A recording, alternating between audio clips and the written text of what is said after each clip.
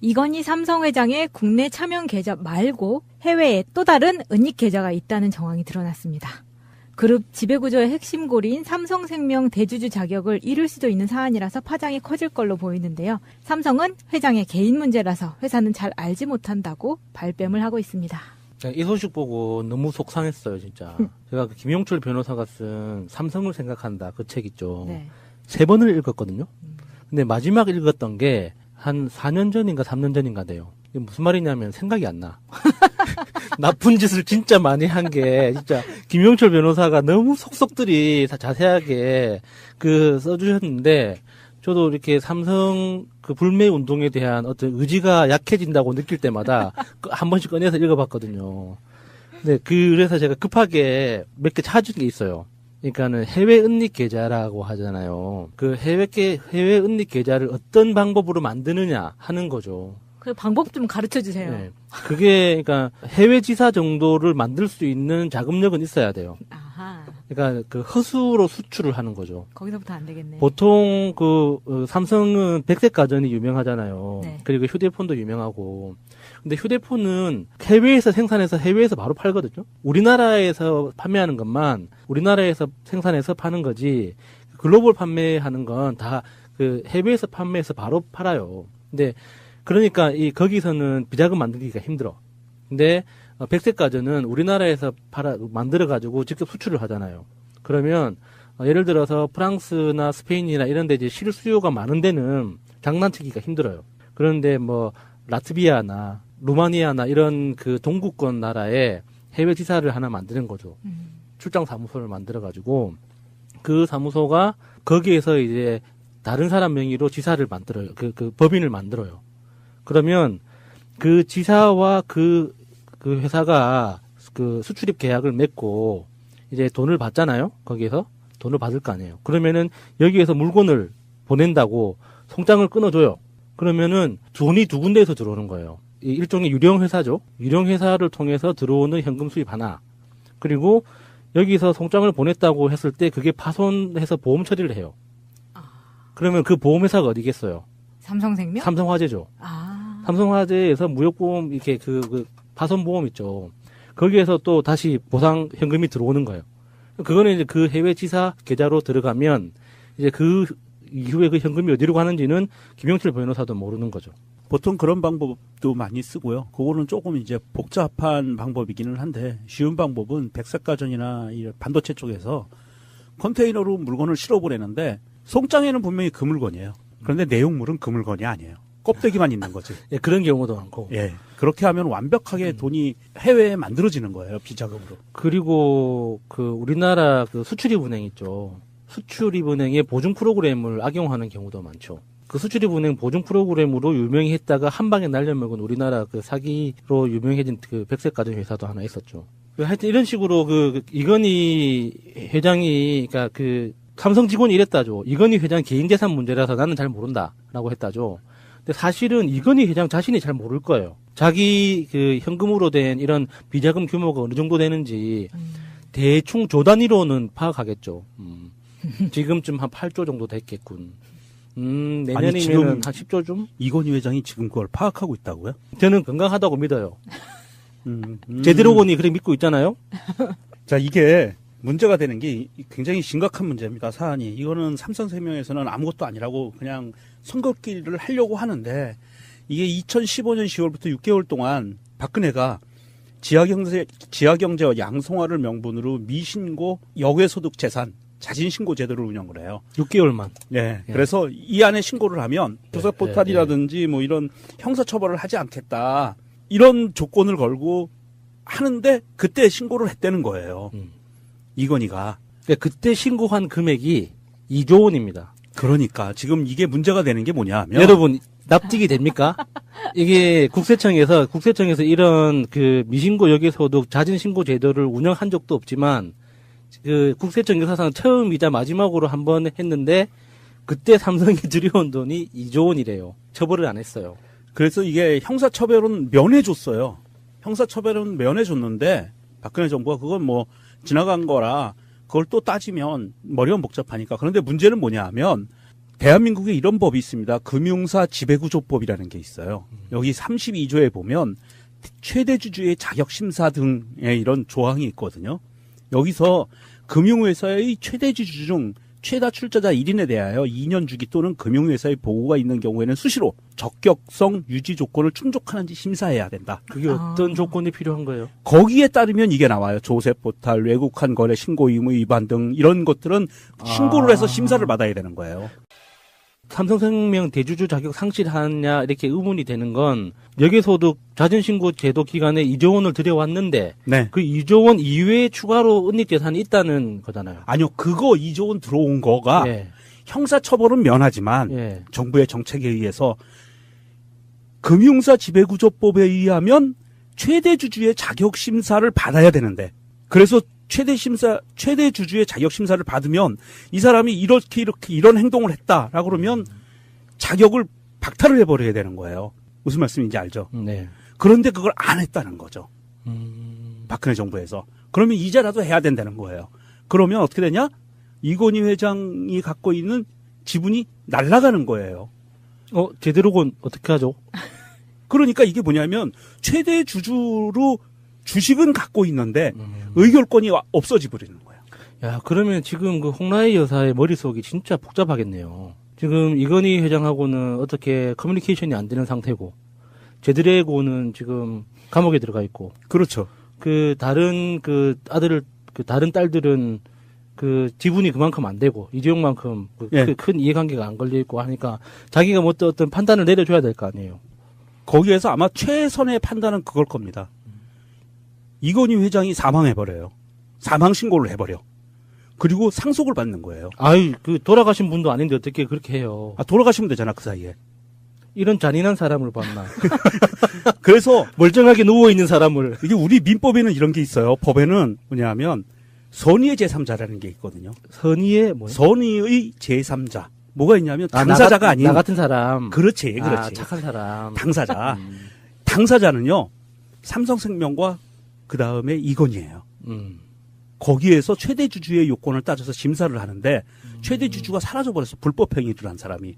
그리고 상속을 받았어요. 이 상속받은 사람은 불법행위 한 적이 없잖아요. 네. 그러면 그 지분 구조를 그대로 가질 수 있는 거예요. 그러면은 이재용이 그대로 상속받고 상속세를 정확하게 내면 끝나는 거네. 그러면 끝나는 거예요. 그럼 삼성생명 이거 가르쳐주면 안 되는데. 왜요? 그러면은 상속세를 몇 조 원 내야 돼요? 그러니까 상속세 때문에 지금 못 죽이고 있는 거 아니에요? 그러니까 2조 원이면 1조 원. 말을 그렇게 험하게 해요. 못 돌아가시고 계시는 거지. 네. 호흡기 못 대고 있는 거 네. 아니에요? 그러니까 2조 원이면 상속세가 1조 원이에요. 50% 그러니까 반띵. 50%니까. 예. 그것 때문에 이러고 있는 거잖아요, 예. 지금. 그러면 그거를 1조 원을 상속세를 내고 삼성생명을 갖는 게 홍라인은 나아요. 훨씬 좋아. 이재용도. 그러면 조만간 이 환절기가 됐으니까 건강이 안 좋으신 분은 많이 돌아가시거든요. 감기로. 예. 안타깝게. 감기가 와서 이게 폐렴으로 악화가 돼요. 연세 드신 분들은. 이게 저항력이 떨어지면. 왜 시나리오를 써주고 그래요? 삼성의료원에 우리가 조문은 가야겠죠. 왜요? 조문을 왜 가요? 육개장 먹으러? 육개장 먹으러. 예. 그거 안 줄 것 같은데? 삼성표 육개장. 그런 게 있어서 사실 뭐 이거 제가 이렇게 이야기하지만 그쪽에 뭐 날고기는 변호사들이 다 붙어 있는데 모르겠어요. 뭐 그렇죠. 가르쳐 주는 거는 뭐 그냥 농담이었고요. 어찌됐든 제가 보기에는 이 문제가 걸리면 삼성생명의 지배권이 날아가게 생긴 상황이라 아무래도 삼성가에서는 뭔가 수순을 밟아서 이게 그냥 처벌받으면 안 되거든요. 삼성생명 완전히 소유권이 날아가는 거예요. 그러면 이재용 씨는 지금 여러 가지로 이제 감옥 안에서 있지만은 그럼에도 불구하고 머릿속이 복잡하겠지만 이 자기의 어떤 향후 전략에 대해서 다시 검토해봐야겠네요. 원래 이재용은 자기 전략이 그거였잖아요. 삼성전자의 지배권을 어떻게 확보하느냐에 따라서 자기의 재산 규모가 달라지기 때문에 그럼요. 그걸 무리하다가 지금까지 온 거거든요. 정유라한테 말 사주고 그렇지. 로비를 했던 이유도 결국의 목적은 삼성전자의 지배권을 어떻게 확보하느냐, 경영권 확보와 지배력 방어를 어떻게 하느냐 하는 그 욕심 때문에 여기까지 왔는데 맞아요. 지금 삼성생명 때문에 지금 그 중간 연결고리가 굉장히 심각하게 훼손될 위기에 있단 말이죠. 네. 그러면 어차피 삼성전자에 대한 지배력을 확보한다는 거는 어려워졌어요, 현실적으로. 그러면 어쨌거라도 그걸 포기할 수는 없잖아요. 그렇다고 삼성전자를 못 먹기 때문에 나머지 것도 다 버릴 수는 없는 거잖아. 그러면은 지금 여기서 자기가 어디까지 협조해서 어디까지 내 재산을 지킬지에 대해서 이재용이 똑바로 생각을 해야겠네요. 이재용 씨가 과연 뭐 모르겠어요. 아니, 뭐 똑똑한 사람이니까. 이거는 법률적인 문제가 아니라 진짜 본질적으로 어디까지가 내 것인가에 대한 철학적 고민을 해야 되는 거예요. 해야 되죠. 예. 근데 그렇게 철학적 고민을 할 수 있는 집안은 아니라고 보고요. 제가 보기에는 이재용이 그나마 좀 살만한 거는 그냥 1조 원 세금 내고요. 상속세. 그리고 적폐에 대한 이 박근혜와 관련된 모든 건 그냥 털어내고 다 불어요. 100% 그냥 불어내버리고 그리고 좀 편안하게 사는 게 좋잖아요. 그런데 이재용은 그렇게 안 하겠죠. 1조를 세금을 내느니 9천억으로 변호사비가 들어가더라도 그렇게 해서 그렇죠. 끝까지 그 지키려고 할 거예요. 사람들은 자존심의 문제이기 네, 때문에 네. 그러니까 졌다는 걸 인정하기 싫어하는 사람들이잖아요. 그 변호사비를 그렇게 들여서 그렇게 한다. 그러니까 변호사들이 변호사만 만든 거야. 변호사만 논하는 거지 뭐. 그러니까 변호사가 매 맞잖아요. 똑바로 안 한다고. 매 좀 맞으면 어때요? 매 9천억이라는데. 매 맞고도 할 말을 못 하죠. 그러게. 그러면 자연스럽게 이재용의 이슈로 넘어가 보도록 하겠습니다. 안봉근 전 청와대 비서관이 박근혜 전 대통령과 이재용 삼성전자 부회장이 2014년 9월 12일에도 청와대 안가에서 독대를 했다고 진술을 했는데요. 저는 그 마차님이 방금 말씀하신 박근혜 전 대통령이라는 발언에 대해 규탄합니다. 그럼 뭐라고 해야 되나요? 박근혜 씨라고 해주세요. 503이라고 하려다가 저의 사회적 지위와 미모를 생각했을 때 좀 자제했더니 네, 박근혜 씨와 사실은 이 부회장이 원래는 9월 12일에 만났다는 이 기록은 아예 처음에는 없었어요. 처음에는 2014년 9월 15일과 2015년 7월 25일 그리고 2016년 2월 15일 이렇게 총 3차례 독대를 한 것으로 인정이 되어 왔었는데 여기까지가 1심 판결이고요. 그랬는데 여기에서 안봉근이 2014년 9월 12일에도 한 번 더 독대를 했다라는 진술이 나옴으로써 삼성 측에 불리한 증거가 돼버린 거죠. 이전에 다뤘던 차명 해외 은닉 계좌 있죠. 네. 이걸 우리나라로 들여오는 이 과정과 지금 안봉근 씨가 다시 진술해가지고 이재용이 박근혜하고 독대한 횟수가 훨씬 더 많다 했던 그 기간하고 겹쳐요. 이게 무슨 뜻이냐면 처음에 삼성물산하고 제일모직하고 합병을 추진할 때 그 나돌았던 가장 큰 소문이 뭐냐면 현금이 부족하다는 거였어요.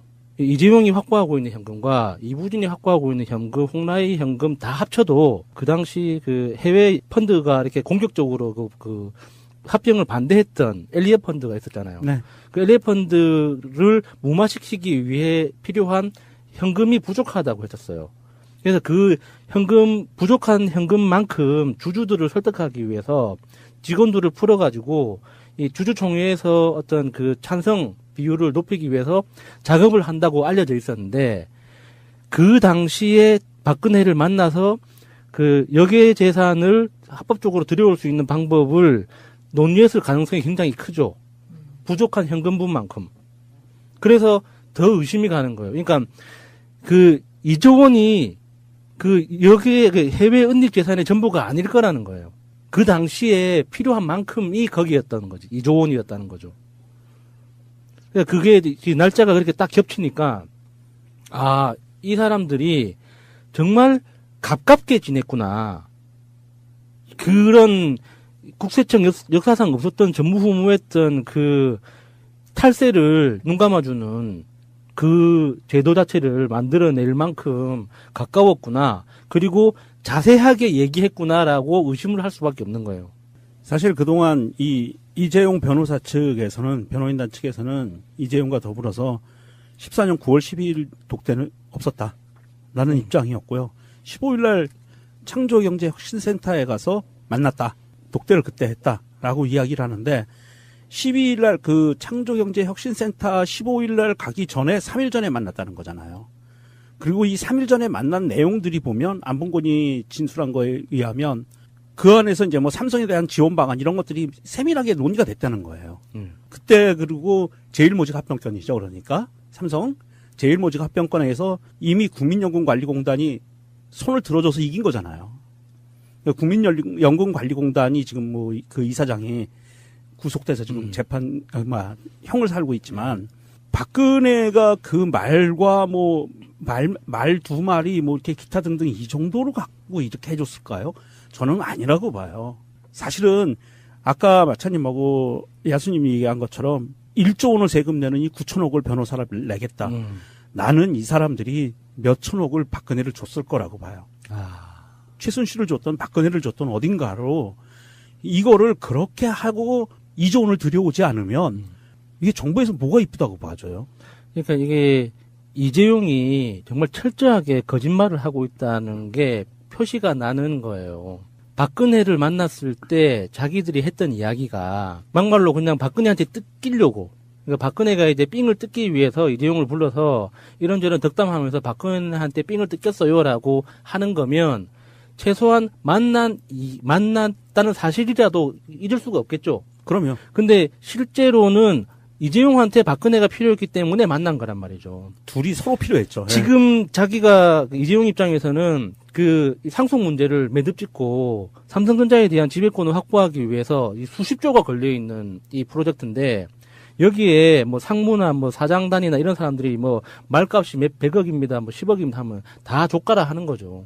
그건 니 알아서 해. 그게 뭐 100억이 들든 1000억이 들든 그게 무슨 상관이에요, 이재용하고. 눈앞에 지금 있는 떡이 지금 수십조 원짜리 떡이 눈앞에 보이는데 그 뭐 500억이니 1000억이니 그걸 쓰니 많이 뭐 현금이 왔다 가고 뭐 말이 왔다 가고 이재용하고는 아무 상관없는 거예요. 맞아요. 니 알아서 해. 그건 나는 박근혜를 구워 삶아서 삼성전자를 먹어야겠어라는 게 목적이었기 때문에 그럼요. 예. 이재용 입장에서 아무리 바보천치여도 이렇게 중요한 프로젝트에 대해서 기억을 못할 수가 없습니다. 말도 안 되죠. 예. 박근혜를 만나기 전 100m부터 몇 주 전부터 그 필요한 박근혜한테 주고 박근혜한테 받아야 될 거에 대해서 법률적으로 자기가 그 멘트부터 다 구체적으로 준비해서 들어갔을 텐데 이제 와서 나 기억 안 나요. 라는 게 말이 됩니까, 그게? 이게 기업 총수가요. 지금은 그런 게 없지만 이번 민주정부 들어서는 그게 없지만 기업 총수가 대통령을 독대를 하는 거는요. 그날 가서 무슨 조건을 제시하고 서로 협의 보는 게 아니에요. 이 당시에는 문고리 3인방이 미리 접촉해서 예. 조율 다 해놓고요. 박근혜한테 와서 보고하고 이건 이렇게 해주는 게 좋겠습니다. 그러면 이걸 얻을 수 있습니다 하고 이재용한테 가가지고는 우리가 이렇게 해줄 테니까 이만큼 내놔 이렇게 해가지고 조율이 돼요. 조율이 다 되고 나서 당일날 독대에서는 덕담만 하는 거예요. 그리고 서로 오케이 눈 마주치면서 입만 맞추는 거예요. 그 정도 선까지만 하는 거지. 실제로 김무성, 유승민처럼 했겠어요? 그건 그렇게는 아니겠지. 안 했겠죠. 더럽다. 예. 더럽다.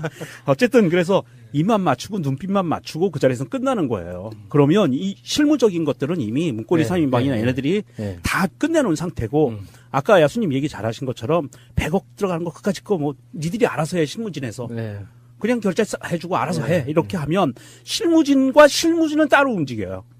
은행장과 만나서 협상하고 이러는 거는 실무진들끼리 움직이는 거예요. 최고위층의 결제를 받아서. 그리고 최고위층은 최고위층끼리 만나고. 원래 그렇거든요. 그렇죠. 프로그램이. 네. 프로세스가 그래요. 그래서 네. 이재용과 박근혜는 자기들끼리 만나서 뭔가 의논을 하고 결정을 내렸을 거고 실무진들은 실무에 필요한 부분들만 결정하는 거예요. 이거는 돈이 이만큼 들어가고 당신들이 애써줬으니까 뭐 한 1억 먹어. 뭐 이렇게 요 정도 소소하게 나가는 거예요. 아우, 나도 먹고 싶어. 나도 주면 좋겠는데 그건 아니고 어쨌든 그 이재용이 그래서 이러한 부분들에 대해서 이제는 9월 12일이라는 거를 이게 뇌관처럼 숨기고 있어요. 이게 터지면 뭔가 더 안 좋으니까 이거는 예. 철저히 은폐했었는데 안봉근에 의해서 이게 밝혀지고 있고 그리고 다음에 그 재판에서는 안봉근이 이제 증인으로 출석을 하기로 했어요. 그러면 증인으로 출석을 하면 이제 그 자리에서 이재용이 있는 자리에서 안봉근이 입을 여는 겁니다. 그러면 그때 어떤 반응이 나올지 그거는 좀 봐야 될 것 같고 재판부 입장에서도 이거는 엄중한 사안이기 때문에 그냥 넘어갈 수는 없을 것 같고요. 아마도 박근혜와의 사이에서 무슨 일이 있었는지 또 추가 혐의가 나올 것 같아요. 박근혜는 끝까지 모른다고 하겠지만 안봉근은 지금 구치소에 수감 중이기 때문에 피습이 두려워서 증인으로 나오지 못하겠다 이런 말은 못하겠죠? 피습? 네. 왜냐하면 지금 정유라 그 피습 사건 이후에 고영태도 그렇고 그 다음에 장시호도 장시호도 그렇고 지금 다들 증언으로 나오기를 꺼려하면서 그 핑계를 대는 거예요. 나는 피습이 두려워서 증인으로 나설 수가 없다. 그러니까 이게 정유라 그 강도 사건이라고 불러지는 네. 그 사건이 그 사건이 벌어지자마자 버뜩 든 게 박근혜 면도칼 사건이 딱 떠오르는 거예요. 이게 국면전환용이다. 라는 의심을 하게 되더라고요. 그러니까 지금 마차님이 얘기한 것처럼 다른 사람들도 증인들이 겁을 먹는 거예요. 그러면 그 증인들을 케이지에 담아서 오면 되지 않을까요? 케이지? 강아지처럼. 예. 잔인하다. 아유, 그 커다란 케이지 있잖아요. 그 트럭에 크게 만들어가지고. 아, 방탄차? 예, 호송해주면 되죠. 아, 그럼 되겠구나. 물도 주고 배변 패드도 깔아주고. 아니, 외국 영화 보면 그 마피아의 증인으로 출석하기로 한 사람들은 증인보호 프로그램을 그렇게 돌려주잖아요. 네. 철저하게 보호해주는데. 우리나라도 그런 거는 있고요. 네. 있는데 사실은 이제 이 정유라 건은 허를 찔린 거라 같아요. 허를 찔린 것 같고 거기에서 이제 국정원 정치호 변호사 사건처럼 뭔가 이게 계속 커다란 어떤 신호들이 오는 거 아닌가. 네. 저는 이게 적폐 세력들의 마지막 발악들이 벌어지고 있는 것 같은 느낌을 지울 수가 없습니다. 네. 안봉근의 다음 재판은요, 12월 18일입니다. 지금쯤 한 8조 정도 됐겠군. 아니, 내년이면 지금 한 10조쯤? 이건희 회장이 지금 그걸 파악하고 있다고요? 저는 건강하다고 믿어요. 제대로 보니 그렇게 믿고 있잖아요. 자, 이게 문제가 되는 게 굉장히 심각한 문제입니다. 사안이. 이거는 삼성생명에서는 아무것도 아니라고 그냥 선긋기를 하려고 하는데 이게 2015년 10월부터 6개월 동안 박근혜가 지하경제와 양성화를 명분으로 미신고 역외소득 재산 자진신고 제도를 운영을 해요. 6개월만. 네. 예. 그래서 이 안에 신고를 하면 부사포탈이라든지 뭐 이런 형사처벌을 하지 않겠다. 이런 조건을 걸고 하는데 그때 신고를 했다는 거예요. 이건희가. 그러니까 그때 신고한 금액이 2조 원입니다. 그러니까 지금 이게 문제가 되는 게 뭐냐면 여러분 납득이 됩니까? 이게 국세청에서 이런 그 미신고 역외소득 자진신고 제도를 운영한 적도 없지만 그 국세청 역사상 처음이자 마지막으로 한 번 했는데 그때 삼성이 들여온 돈이 2조 원이래요. 처벌을 안 했어요. 그래서 이게 형사처벌은 면해줬어요. 형사처벌은 면해줬는데 박근혜 정부가 그건 뭐 지나간 거라 그걸 또 따지면 머리가 복잡하니까. 그런데 문제는 뭐냐 하면 대한민국에 이런 법이 있습니다. 금융사 지배구조법이라는 게 있어요. 여기 32조에 보면 최대주주의 자격심사 등의 이런 조항이 있거든요. 여기서 금융회사의 최대주주 중 최다 출자자 1인에 대하여 2년 주기 또는 금융회사의 보고가 있는 경우에는 수시로 적격성 유지 조건을 충족하는지 심사해야 된다. 그게 어떤 조건이 필요한 거예요? 거기에 따르면 이게 나와요. 조세포탈, 외국한 거래 신고 의무 위반 등 이런 것들은 신고를 해서 심사를 받아야 되는 거예요. 삼성생명 대주주 자격 상실하냐 이렇게 의문이 되는 건 역외소득 자진신고 제도 기간에 2조 원을 들여왔는데 네. 그 2조 원 이외에 추가로 은닉재산이 있다는 거잖아요. 아니요. 그거 2조 원 들어온 거가 예. 형사처벌은 면하지만 예. 정부의 정책에 의해서 금융사 지배구조법에 의하면 최대주주의 자격심사를 받아야 되는데 그래서 최대주주의 자격심사를 받으면 이 사람이 이렇게 이런 행동을 했다라고 그러면 자격을 박탈을 해버려야 되는 거예요. 무슨 말씀인지 알죠? 네. 그런데 그걸 안 했다는 거죠. 박근혜 정부에서. 그러면 이제라도 해야 된다는 거예요. 그러면 어떻게 되냐? 이건희 회장이 갖고 있는 지분이 날아가는 거예요. 제대로건 어떻게 하죠? 그러니까 이게 뭐냐면 최대 주주로 주식은 갖고 있는데 의결권이 없어져 버리는 거예요. 야, 그러면 지금 그 홍라희 여사의 머릿속이 진짜 복잡하겠네요. 지금 이건희 회장하고는 어떻게 커뮤니케이션이 안 되는 상태고, 제드래곤은 지금 감옥에 들어가 있고, 그렇죠. 다른 다른 딸들은 그 지분이 그만큼 안 되고, 이재용만큼 예. 큰 이해관계가 안 걸려 있고 하니까 자기가 뭐 어떤 판단을 내려줘야 될 거 아니에요. 거기에서 아마 최선의 판단은 그걸 겁니다. 이건희 회장이 사망해버려요. 사망 신고를 해버려. 그리고 상속을 받는 거예요. 아유, 돌아가신 분도 아닌데 어떻게 그렇게 해요. 돌아가시면 되잖아, 그 사이에. 이런 잔인한 사람을 봤나.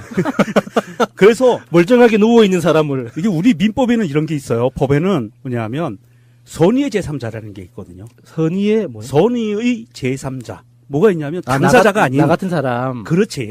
착한 사람. 당사자. 당사자는요. 삼성생명.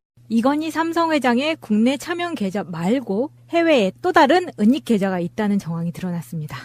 그룹 지배구조의 핵심 고리인 삼성생명 대주주 자격을 잃을 수도 있는 사안이라서 파장이 커질 걸로 보이는데요. 삼성은 회장의 개인 문제라서 회사는 잘 알지 못한다고 발뺌을 하고 있습니다.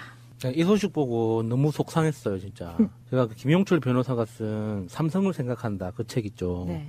3번을 읽었거든요. 근데 마지막 읽었던 게 한 4년 전인가 3년 전인가 돼요. 이게 무슨 말이냐면 생각이 안 나.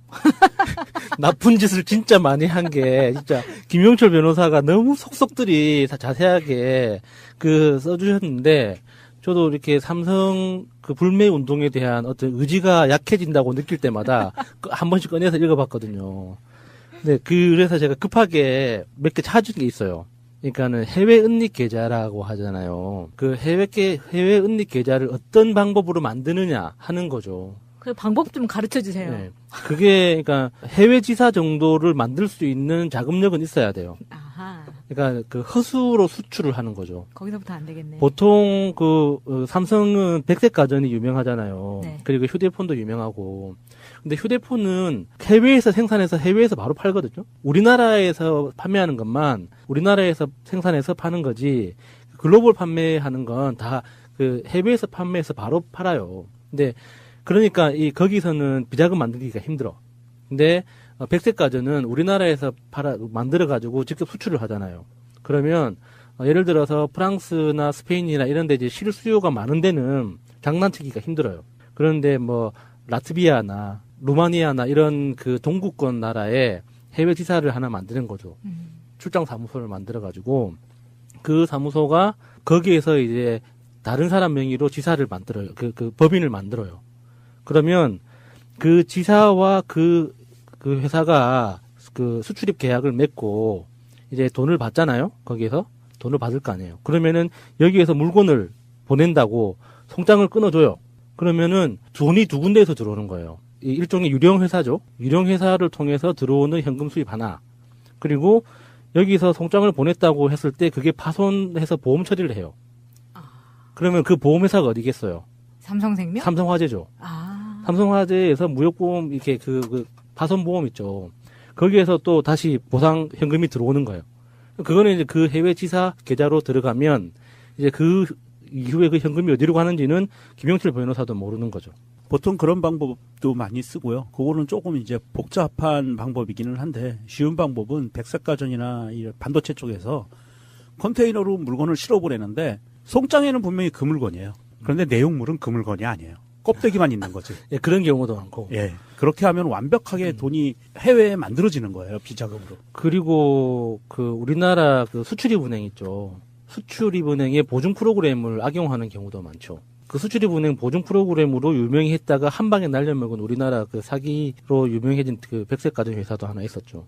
하여튼 이런 식으로 이건희 회장이 그러니까 삼성 직원이 이랬다죠. 이건희 회장 개인 재산 문제라서 나는 잘 모른다라고 했다죠. 근데 사실은 이건희 회장 자신이 잘 모를 거예요. 자기 현금으로 된 이런 비자금 규모가 어느 정도 되는지 대충 조 단위로는 파악하겠죠. 만든 거야. 변호사만 논하는 거지 뭐. 그러니까 변호사가 매 맞잖아요. 똑바로 안 한다고. 매 좀 맞으면 어때요? 매 9천억이라는데. 매 맞고도 할 말을 못하죠. 그러게. 그러면 자연스럽게 이재용의 이슈로 넘어가 보도록 하겠습니다. 안봉근 전 청와대 비서관이 박근혜 전 대통령과 이재용 삼성전자 부회장이 2014년 9월 12일에도 청와대 안가에서 독대를 했다고 진술을 했는데요. 저는 마차님이 방금 말씀하신 박근혜 전 대통령이라는 발언에 대해 규탄합니다. 그럼 뭐라고 해야 되나요? 박근혜 씨라고 해주세요.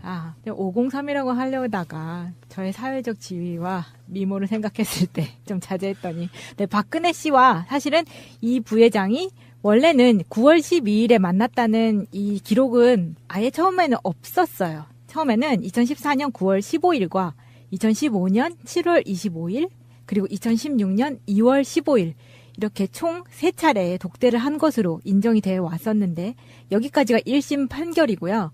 그랬는데 여기에서 안봉근이 2014년 9월 12일에도 한 번 더 독대를 했다라는 진술이 나옴으로써 삼성 측에 불리한 증거가 돼버린 거죠. 이전에 다뤘던 차명 해외 은닉 계좌 있죠. 네. 이걸 우리나라로 들여오는 이 과정과 지금 안봉근 씨가 다시 진술해가지고 이재용이 박근혜하고 독대한 횟수가 훨씬 더 많다 했던 그 기간하고 겹쳐요. 이게 무슨 뜻이냐면 처음에 삼성물산하고 제일모직하고 합병을 추진할 때 그 나돌았던 가장 큰 소문이 뭐냐면 현금이 부족하다는 거였어요. 이재용이 확보하고 있는 현금과 이부진이 확보하고 있는 현금, 홍라이 현금 다 합쳐도 그 당시 그 해외 펀드가 이렇게 공격적으로 그 합병을 반대했던 엘리엇 펀드가 있었잖아요. 네. 그 엘리엇 펀드를 무마시키기 위해 필요한 현금이 부족하다고 했었어요. 그래서 그 부족한 현금만큼 주주들을 설득하기 위해서 직원들을 풀어가지고 이 주주총회에서 어떤 그 찬성 비율을 높이기 위해서 작업을 한다고 알려져 있었는데 그 당시에 박근혜를 만나서 그 역외 재산을 합법적으로 들여올 수 있는 방법을 논의했을 가능성이 굉장히 크죠. 부족한 현금분만큼. 그래서 더 의심이 가는 거예요. 그러니까 그 2조 원이 그 여기에 그 해외 은닉 재산의 전부가 아닐 거라는 거예요. 그 당시에 필요한 만큼이 거기였다는 거지. 2조 원이었다는 거죠. 그러니까 그게 날짜가 그렇게 딱 겹치니까 아, 이 사람들이 정말 가깝게 지냈구나. 그런 국세청 역사상 없었던 전무후무했던 그 탈세를 눈 감아주는 그 제도 자체를 만들어낼 만큼 가까웠구나. 그리고 자세하게 얘기했구나라고 의심을 할 수밖에 없는 거예요. 사실 그동안 이재용 변호사 측에서는, 변호인단 측에서는 이재용과 더불어서 14년 9월 12일 독대는 없었다라는 입장이었고요. 15일 날 창조경제혁신센터에 가서 만났다. 독대를 그때 했다라고 이야기를 하는데 12일 날 그 창조경제혁신센터 15일 날 가기 전에 3일 전에 만났다는 거잖아요. 그리고 이 3일 전에 만난 내용들이 보면 안봉건이 진술한 거에 의하면 그 안에서 이제 뭐 삼성에 대한 지원 방안 이런 것들이 세밀하게 논의가 됐다는 거예요. 그때 그리고 제일모직 합병권이죠. 그러니까 삼성 제일모직 합병권에서 이미 국민연금관리공단이 손을 들어줘서 이긴 거잖아요. 국민연금관리공단이 지금 뭐 그 이사장이 구속돼서 지금 형을 살고 있지만 박근혜가 그 말과 뭐 말 두 마리 뭐 이렇게 기타 등등 이 정도로 갖고 이렇게 해줬을까요? 저는 아니라고 봐요. 사실은 아까 마차님하고 야수님이 얘기한 것처럼 1조 원을 세금 내는 이 9천억을 변호사를 내겠다. 나는 이 사람들이 몇 천억을 박근혜를 줬을 거라고 봐요. 최순실을 줬던 박근혜를 줬던 어딘가로 이거를 그렇게 하고 2조 원을 들여오지 않으면 이게 정부에서 뭐가 이쁘다고 봐줘요. 그러니까 이게 이재용이 정말 철저하게 거짓말을 하고 있다는 게 표시가 나는 거예요. 박근혜를 만났을 때 자기들이 했던 이야기가 막말로 그냥 박근혜한테 뜯기려고. 그러니까 박근혜가 이제 삥을 뜯기 위해서 이재용을 불러서 이런저런 덕담하면서 박근혜한테 삥을 뜯겼어요라고 하는 거면 최소한 만났다는 사실이라도 잊을 수가 없겠죠. 그럼요. 근데 실제로는 이재용한테 박근혜가 필요했기 때문에 만난 거란 말이죠. 둘이 서로 필요했죠. 지금 자기가 이재용 입장에서는 그 상속 문제를 매듭짓고 삼성전자에 대한 지배권을 확보하기 위해서 이 수십조가 걸려 있는 이 프로젝트인데 여기에 뭐 상무나 뭐 사장단이나 이런 사람들이 뭐 말값이 몇 백억입니다, 뭐 10억입니다 하면 다 족가라 하는 거죠. 그건 니 알아서 해. 그게 뭐 100억이 들든 1000억이 들든 그게 무슨 상관이에요, 이재용하고. 눈앞에 지금 있는 떡이 지금 수십조 원짜리 떡이 눈앞에 보이는데 그 뭐 500억이니 1000억이니 그걸 쓰니 많이 뭐 현금이 왔다 가고 뭐 말이 왔다 가고 이재용하고는 아무 상관없는 거예요. 맞아요. 니 알아서 해. 그건 나는 박근혜를 구워 삶아서 삼성전자를 먹어야겠어라는 게 목적이었기 때문에 그럼요. 예. 이재용 입장에서 아무리 바보천치여도 이렇게 중요한 프로젝트에 대해서 기억을 못할 수가 없습니다. 말도 안 되죠. 예. 박근혜를 만나기 전 100m부터 몇 주 전부터 그 필요한 박근혜한테 주고 박근혜한테 받아야 될 거에 대해서 법률적으로 자기가 그 멘트부터 다 구체적으로 준비해서 들어갔을 텐데 이제 와서 나 기억 안 나요. 라는 게 말이 됩니까, 그게? 이게 기업 총수가요. 지금은 그런 게 없지만 이번 민주정부 들어서는 그게 없지만 기업 총수가 대통령을 독대를 하는 거는요. 그날 가서 무슨 조건을 제시하고 서로 협의 보는 게 아니에요. 이 당시에는 문고리 3인방이 미리 접촉해서 예. 조율 다 해놓고요. 박근혜한테 와서 보고하고 이건 이렇게 해주는 게 좋겠습니다. 그러면 이걸 얻을 수 있습니다 하고 이재용한테 가가지고는 우리가 이렇게 해줄 테니까 이만큼 내놔 이렇게 해가지고 조율이 돼요. 조율이 다 되고 나서 당일날 독대에서는 덕담만 하는 거예요. 그리고 서로 오케이 눈 마주치면서 입만 맞추는 거예요. 그 정도 선까지만 하는 거지. 실제로 김무성, 유승민처럼 했겠어요? 그건 그렇게는 아니겠지. 안 했겠죠. 더럽다. 예. 더럽다. 어쨌든 그래서 입만 맞추고 눈빛만 맞추고 그 자리에서 끝나는 거예요. 그러면 이 실무적인 것들은 이미 문고리 네, 3인방이나 네, 얘네들이 네. 다 끝내놓은 상태고 아까 야수님 얘기 잘하신 것처럼 100억 들어가는 거 그까짓 거 뭐 니들이 알아서 해 실무진에서. 네. 그냥 결제해주고 알아서 해. 이렇게 하면 실무진과 실무진은 따로 움직여요. 은행장과 만나서 협상하고 이러는 거는 실무진들끼리 움직이는 거예요. 최고위층의 결제를 받아서. 그리고 최고위층은 최고위층끼리 만나고. 원래 그렇거든요. 그렇죠. 프로그램이. 네. 프로세스가 그래요. 그 다음에 이건희예요. 거기에서 최대 주주의 요건을 따져서 심사를 하는데 최대 주주가 사라져버렸어. 불법행위를 한 사람이. 그리고 상속을 받았어요. 이 상속받은 사람은 불법행위 한 적이 없잖아요. 네. 그러면 그 지분 구조를 그대로 가질 수 있는 거예요. 아, 그러면은 이재용이 그대로 상속받고 상속세를 정확하게 내면 끝나는 거네. 그러면 끝나는 거예요. 그럼 삼성생명 이거 가르쳐주면 안 되는데. 아, 왜요? 그러면은 그 상속세를 몇 조 원 내야 돼요? 그러니까 상속세 때문에 지금 못 죽이고 있는 거 아니에요? 그러니까 2조 원이면 1조 원을 말을 그렇게 험하게 해요. 못 돌아가시고 계시는 거지. 네. 호흡기 못 대고 있는 거 네. 아니에요? 그러니까 2조 원이면 상속세가 1조 원이에요. 50% 그러니까 반띵. 50%니까. 예. 그것 때문에 이러고 있는 거잖아요. 예. 지금. 그러면 그거를 1조 원을 상속세를 내고 삼성생명을 갖는 게 홍라인은 나아요. 훨씬 좋아. 이재용도. 그러면 조만간 이 환절기가 됐으니까 건강이 안 좋으신 분은 많이 돌아가시거든요. 감기로 예. 안타깝게. 감기가 와서 이게 폐렴으로 악화가 돼요. 연세 드신 분들은. 이게 저항력이 떨어지면. 왜 시나리오를 써주고 그래요? 삼성의료원에 우리가 조문은 가야겠죠. 왜요? 조문을 왜 가요? 육개장 먹으러? 육개장 먹으러. 아, 예. 그거 안 줄 것 같은데? 삼성표 육개장.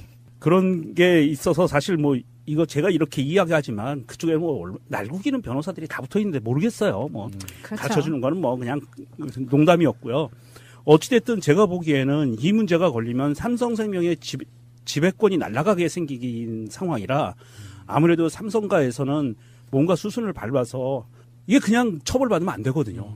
삼성생명 완전히 소유권이 날아가는 거예요. 그러면 이재용 씨는 지금 여러 가지로 이제 감옥 안에서 있지만은 그럼에도 불구하고 머릿속이 복잡하겠지만 이 자기의 어떤 향후 전략에 대해서 다시 검토해 봐야겠네요.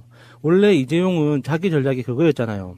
삼성전자의 지배권을 어떻게 확보하느냐에 따라서 자기의 재산 규모가 달라지기 때문에 그럼요. 그걸 무리하다가 지금까지 온 거거든요.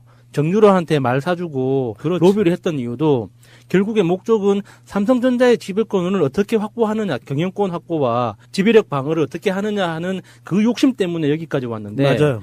지금 삼성생명 때문에 지금 그 중간 연결고리가 굉장히 심각하게 훼손될 위기에 있단 말이죠. 네. 그러면 어차피 삼성전자에 대한 지배력을 확보한다는 것은 어려워졌어요, 현실적으로. 그러면 어쨌거라도 그걸 포기할 수는 없잖아요. 그렇다고 삼성전자를 못 먹기 때문에 나머지 것도 다 버릴 수는 없는 거잖아. 그러면은 지금 여기서 자기가 어디까지 협조해서 어디까지 내 재산을 지킬지에 대해서 이재용이 똑바로 생각을 해야겠네요. 이재용 씨가 과연 뭐 모르겠어요. 아, 이게 뭐 똑똑한 사람이니까. 이거는 법률적인 어. 문제가 아니라 진짜 본질적으로 어디까지가 내 것인가에 대한 철학적 고민을 해야 되는 거예요. 해야 되죠. 예. 근데 그렇게 철학적 고민을 할 수 있는 집안은 아니라고 보고요. 제가 보기에는 이재용이 그나마 좀 살만한 거는 그냥 1조 원 세금 내고요. 상속세. 그리고 적폐에 대한 이 박근혜와 관련된 모든 건 그냥 털어내고 다 불어요. 100% 그냥 불어내버리고 그리고 좀 편안하게 사는 게 좋잖아요. 그런데 이재용은 그렇게 안 하겠죠. 1조를 세금을 내느니 9천억으로 변호사비가 들어가더라도 그렇게 해서 그렇죠. 끝까지 그 지키려고 할 거예요. 사람들은 자존심의 문제이기 네, 때문에 네. 그러니까 졌다는 걸 인정하기 싫어하는 사람들이잖아요. 그 변호사비를 그렇게 들여서 그렇게 한다. 그러니까 변호사들이